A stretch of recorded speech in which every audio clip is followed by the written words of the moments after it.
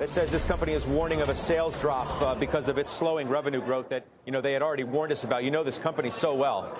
Yeah, that's right. We see Snap shares down now over 12%. That's despite the fact that Snap beat expectations with adjusted earnings of 14 cents per share. That's 3 cents better than estimates.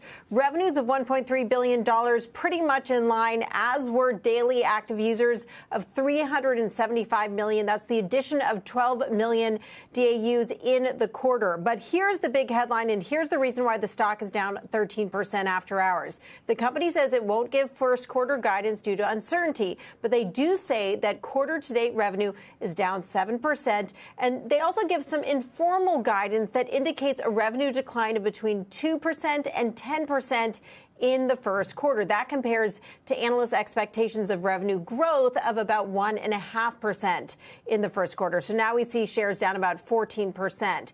Now, CEO Evan Spiegel, who announced a big restructuring of the company back in August, he writes in a letter to shareholders that they've taken action to refocus their investments on strategic priorities, including growing the community, deepening engagement with their products, and accelerating and diversifying revenue growth. They did announce that now total time spent watching their Spotlight content has doubled year over year, but we do see shares down about 13.5% now, Scott, and it does seem to be on that warning about concerns about revenue growth in the first quarter. Back over to you. Yeah, I appreciate that, Julie. You come back on the minute you have more information, please.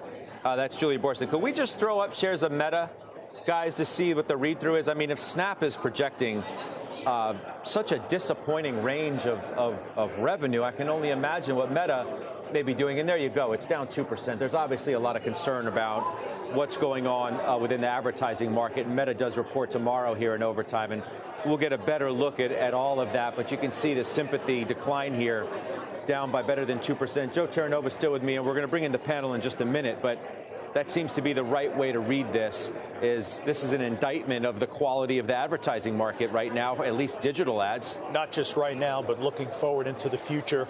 And I think that's the real challenge and the concern, not only for Snap and for Meta. I think Meta has a little bit more of a diversified model.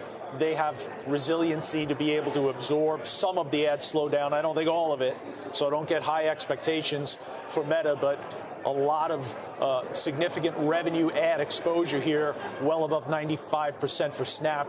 Obviously, this is not a good outlook. Yeah.